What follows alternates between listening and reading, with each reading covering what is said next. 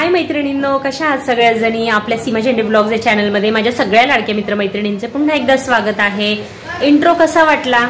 नवीन बनवलाय मी। आता इथून पुढच्या व्हिडिओमध्ये ना हाच इंट्रो येत राहणार आहे, जेणेकरून आपल्या चॅनलमध्ये जे व्हिडिओज येतात त्याच्यामध्ये नक्की एक्झॅक्टली काय कंटेंट आहे हे थोडक्यामध्ये समजून येईल, म्हणून हा इंट्रो मी ऍड केलेला आहे। पहिलं फक्त सीमा झेंडे ब्लॉग्स असे यायचं, आता पूर्ण आपल्या चॅनलची माहिती म्हणजे थोडक्यामध्ये कंटेंट काय आहे याची माहिती आपल्या त्या इंट्रोमध्ये आहे।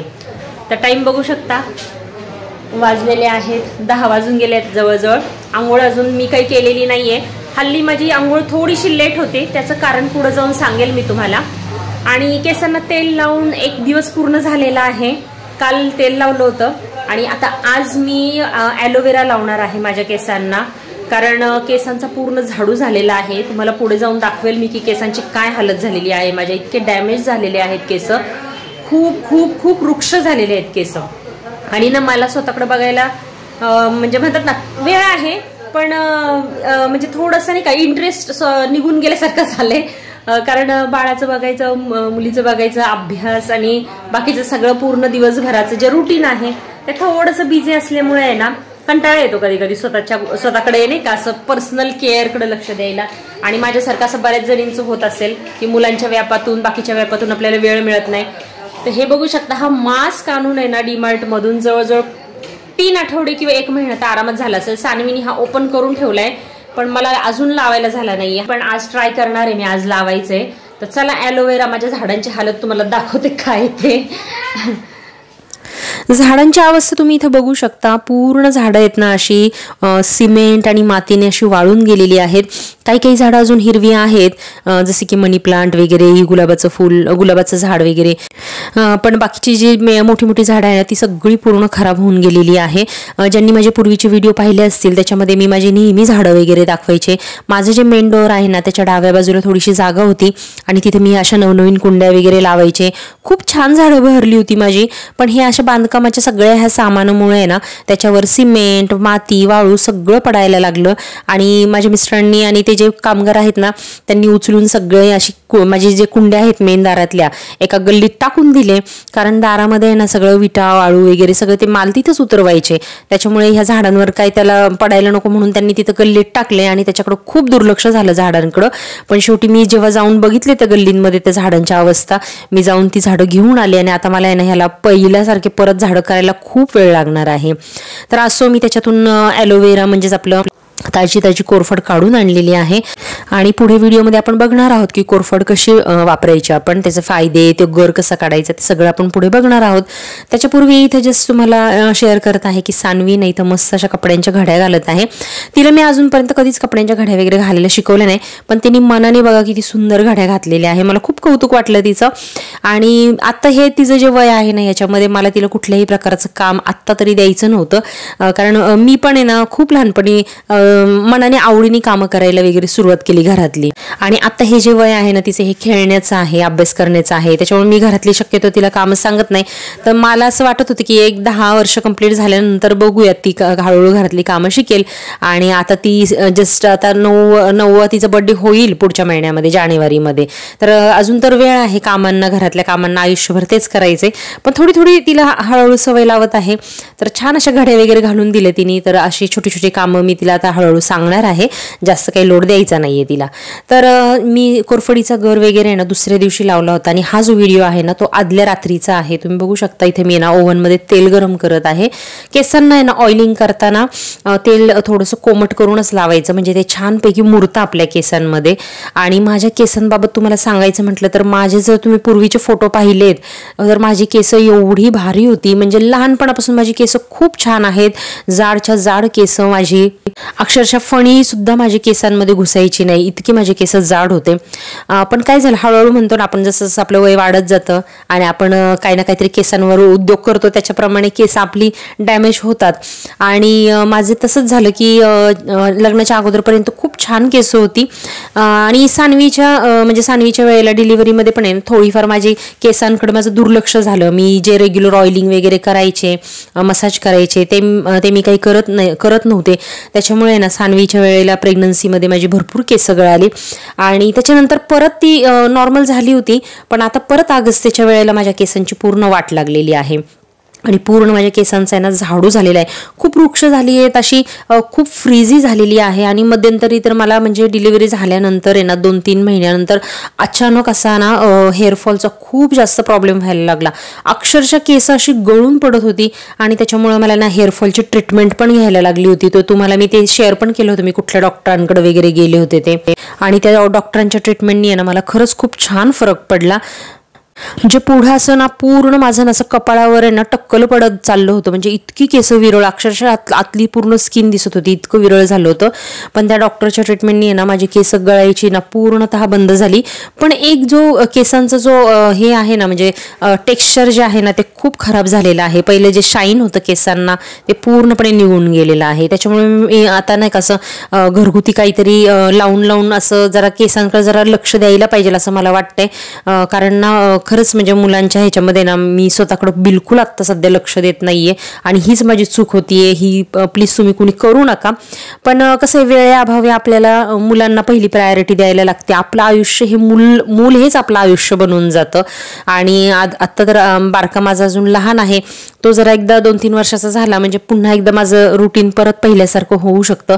त्याच्यामुळे बघूयात आता कसं होतंय ते. तर आता इथे ना मी जी फ्रेश अशी ॲलोवेरा कोरफड काढून आणली होती, त्याचं मी ना इथे रस कसा काढायचं, ज्यूस कसा काढायचं ते दाखवत आहे. पहिलं काय करायचं, दोन्ही साईडनी जे काटेंची जी किनार असते ना ती पहिली सुरीने कापून घ्यायची. वरचा भाग त्याचा स्लाइटली असा कट करून घ्यायचा आणि आतमधला जो गर आहे ना त्याला असे सुरीने ना पहिले असे कट देऊन घ्यायचे आणि मग तो चमच्यानी आहे ना गर तो असा काढून घ्यायचा खरडून.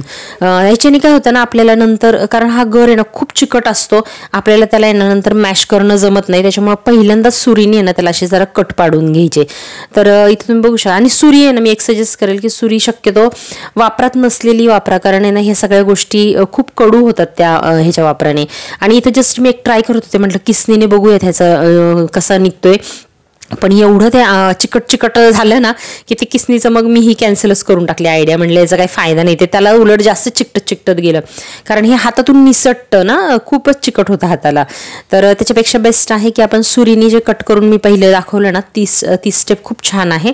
आणि अशा पद्धतीने मस्त असा कोरफडीचा फ्रेश असा गर माझा निघालेला आहे. आणि आता अजून काढणार आहे मी, कारण केस माझी मोठी असल्यामुळे थोडं आपल्याला सगळीकडून कव्हर करायचे होते केसांना, त्याच्यामुळे मी अजून कोरफड इथं काढून घेतलेली आहे. आणि आता केसांना मी लावणार आहे. आपण म्हणतो ना की आपल्या शरीराचा एखादा भाग असतो ना जो आपल्याला त्याच्यावर प्राऊड असतं. हा माझे केस छान आहेत, कोणाला असं वाटतं माझे डोळे छान आहेत, कोणाला असं वाटतं माझी स्किन छान आहे, कोणाला वाटतं माझी उंची छान आहे.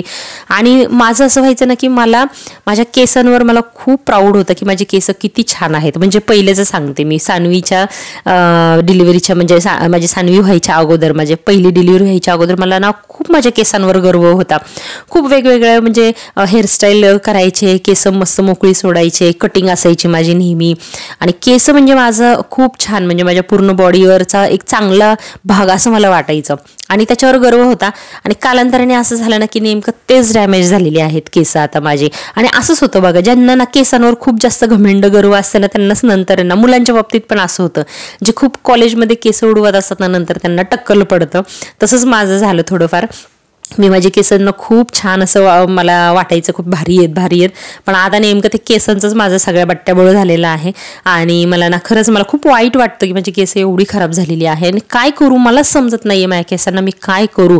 कारण मी सिरम पण लावून बघितलं, मला सिरमसुद्धा सूट होत नाहीये, आहे तसाच फ्रीझीनेस आहे.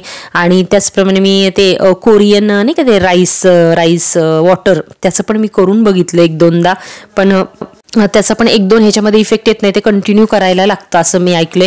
त्याच्यामुळे एवढे सारे उद्योग करायला आत्ता तर मला बाळामुळे तर वेळ नाही, कारण हे सगळ्या गोष्टी लावल्यानंतर मी बाळाला घेणार कशी, कारण तो इकडे तिकडे हात लावणार. आता इथं मी ना हे झोपल्यावर मी हे केलं होतं, कारण मला त्यावेळेला जरा थोडा फ्री टाईम होता.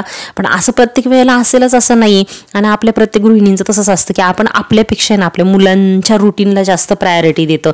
त्यांच्या हिशोबाने जर आपलं रुटीन बसत असेल तरच आपण ते करायला जातो, नाहीतर आपण करत नाही.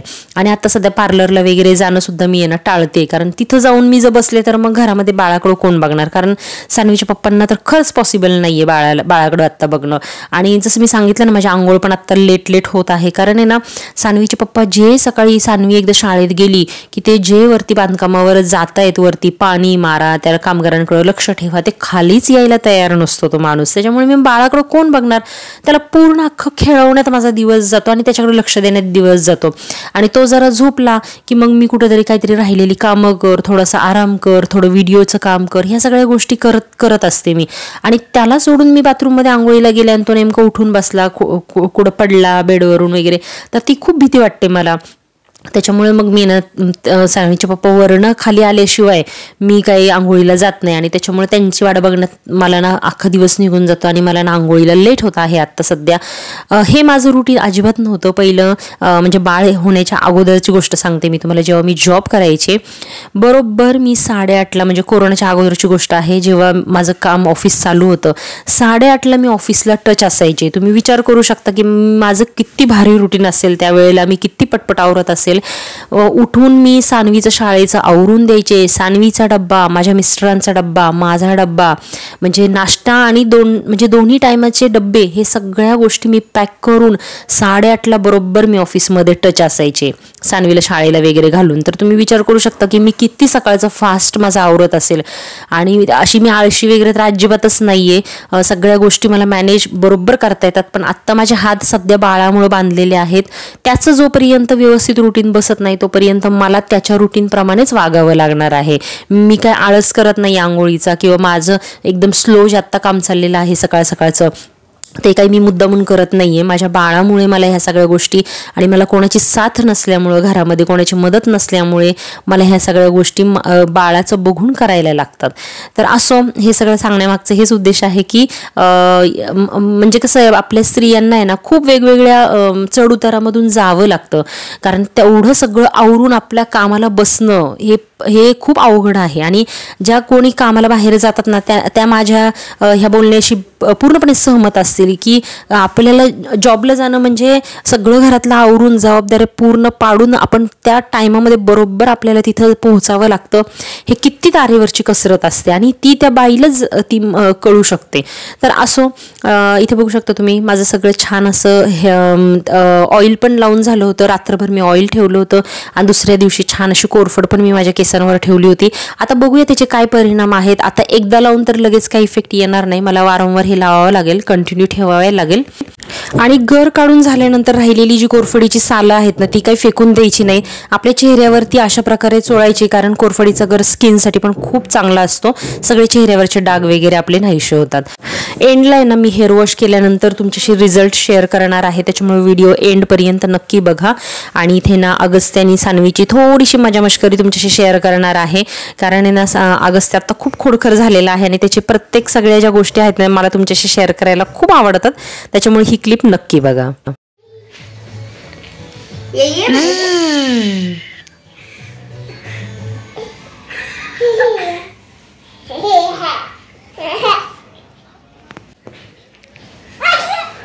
तू पण टाक अगस्ती, तू पण टाक दीदीच्या अंगावर, तू पण टाक दीदीच्या अंगावर, टाक टाक टाक टाक टाक.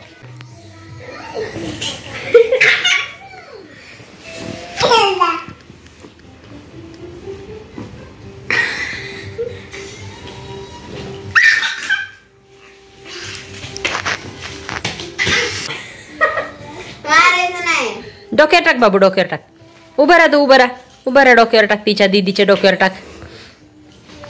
उभं राहा, उभं राहा, तू उभं राहा, उभं राहून टाक दीदीच्या डोक्यावर. हा टाक. Very good, very good, very good. अरे वा वा वा वा वा वा, छान छान.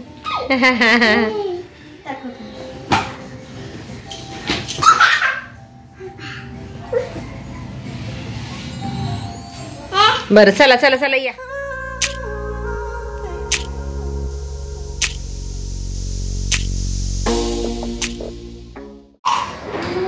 तर तुम्ही ऑलरेडी जर हेअर वॉश केले असतील आणि जर तुम्ही कोरफडीचा गर त्याच्यावर लावला तर नंतर शॅम्पू करायची काही गरज नाही, फक्त पाणी जरी डोक्यावरून घेतलं ना 1-2 तासांनी तरी चालेल. पण मी तेल लावलं होतं ना त्याच्यामुळे एकदम माइल्ड शॅम्पू केलेला आहे.